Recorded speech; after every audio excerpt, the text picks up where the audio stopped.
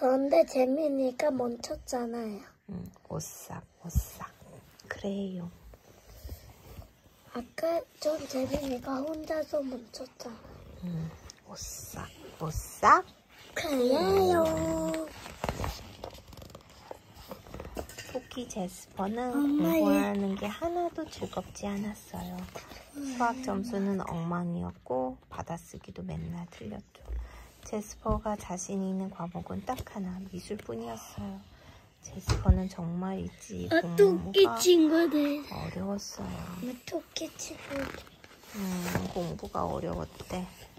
바로 그날이었어요. 집에 가는 길에 제스퍼는 웬 크레용을 발견했는데 보라색의 새 것처럼 끝이 뾰족하고 완벽한 크레용이었어요. 그리고 어쩐지 제스퍼를 만나서 행복해 보였어요. 그날 밤 받아쓰기 공부를 해야 한다는 건 제스퍼도 잘 알고 있었어요. 하지만 텔레비전에서 당근밭에 무슨 일이가 시작할지 뭐예요. 다 보고 나니 너무나 졸려서 공부를 할 수가 없었어요. 받아쓰기 시험은 최악이었어요. 단 한 문제도 제대로 쓸 수 있는 게 없었으니까요.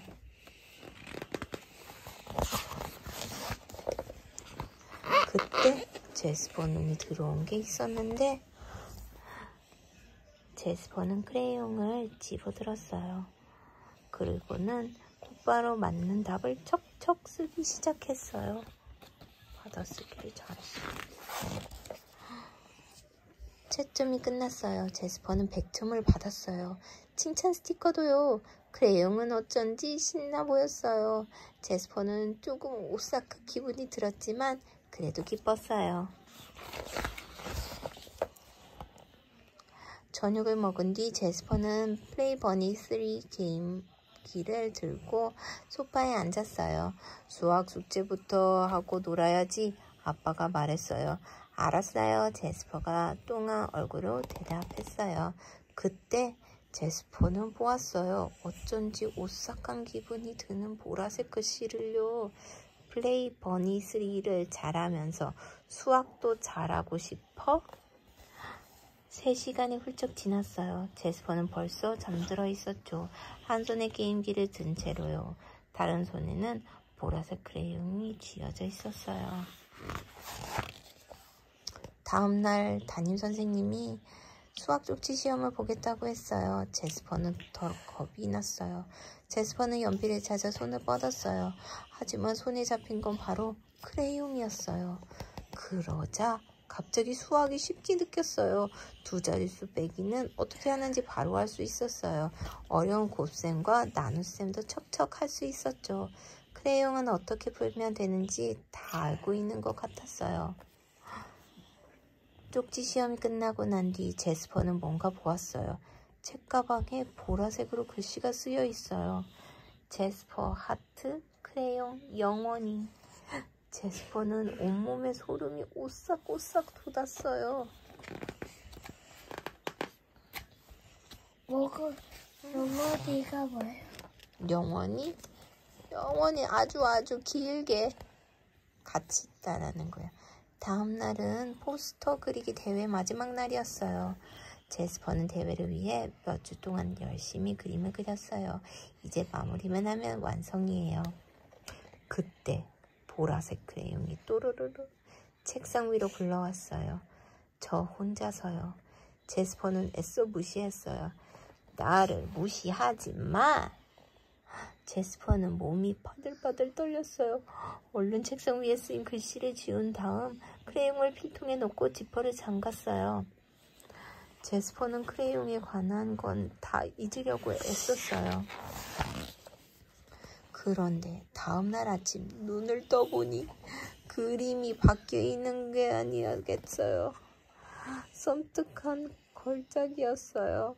온통 보라색으로 가득한 포스터 그리기 대회 1등. 제스퍼, 정말 멋진 작품이야. 네가 봐도 자랑스럽지? 미술 선생님이 칭찬했어요. 하지만 제스퍼는 조금 더 자랑스럽지 않았어요.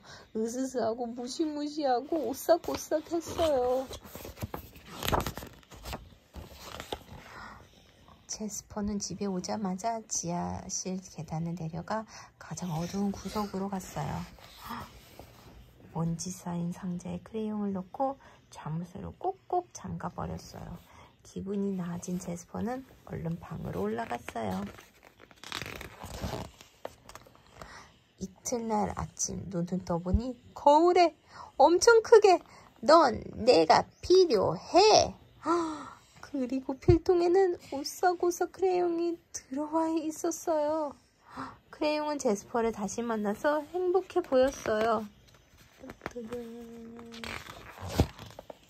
그날 제스퍼는 모든 과목에서 100점을 받았어요. 정말 끔찍했어요.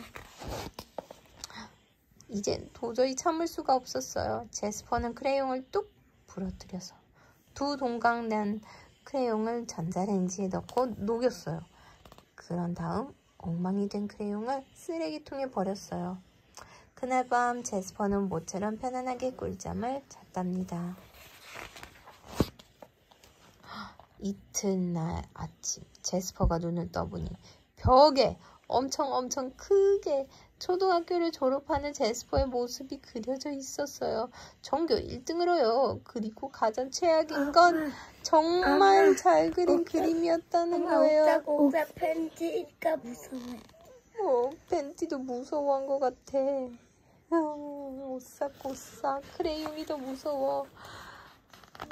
그리고 한쪽 그 구석에 오싹오싹 크레용이 있었어요. 보라색의 새 것처럼 뾰족하고 완벽했어요. 하루 종일 제스퍼가 무엇을 하든 오싹오싹 크레용이 곁에 있었어요. 아주 기쁜 표정으로요.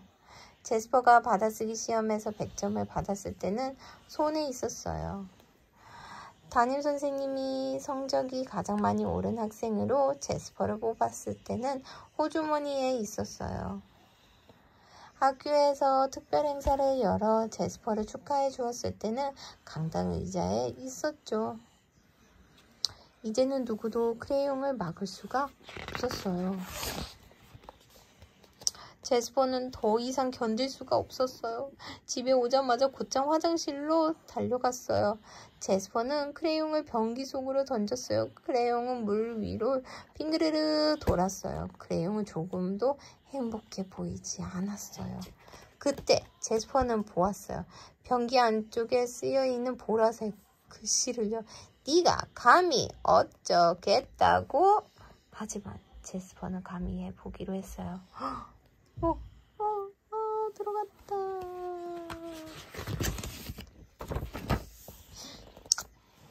그날 저녁 텔레비전에서는 당근밭에 무슨 일이가 나오고 있었어요. 하지만 제스퍼는 받아쓰기 공부를 했어요. 제스퍼는 가끔씩 필통을 힐끗거렸어요. 오싹오싹 크레용은 그곳에 없었어요. 변기 뚜껑도 획 젖혀보았어요. 오싹오싹 크레용은 그곳에 없었어요. 침대에 누워서 초조하게 벽을 바라보기도 했어요. 오싹오싹 크레용은 그곳에 없었어요. 받아쓰기 시험에서 제스퍼는 내 몫을 잘 오싹오싹 당근이가 이쪽에 꽂아고 있는 거야. 잘못 쓰고 말았어요. 하지만 삶은 당근은 바르게 썼어요. 엄마 잘못 가도 괜찮아요? 맞아. 제스퍼는 70점을 받았어요.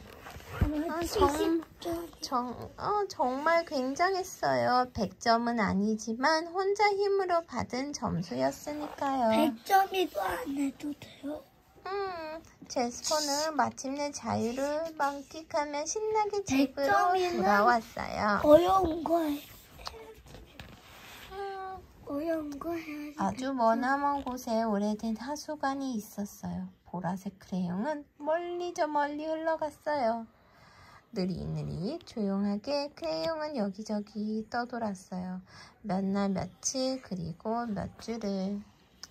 한 가지는 확실했어요. 오싹오싹 크레용은 앞으로 절대 말썽을 일으킬 수 없을 거예요. 그러던 어느 날이었어요. 펠리칸 엘리엇이 집에 가는 길에 웬 크레용을 발견했는데 보라색에 새 것처럼 끝이 뾰족하고 완벽한 크레용이었어요. 안돼, 그거는 제스퍼쳐요. 제스퍼처럼 어떻게 될까? 그리고 다른 친구. 응. 그리고 뭐 제스터의 친구. 응. 제스터의 친구가 응. 이거를 가져가서 제스터에 보여주는 거야. 제스퍼한테 보여주는 건가? 아니 펠리컨이 어떻게 될까요? 다음에는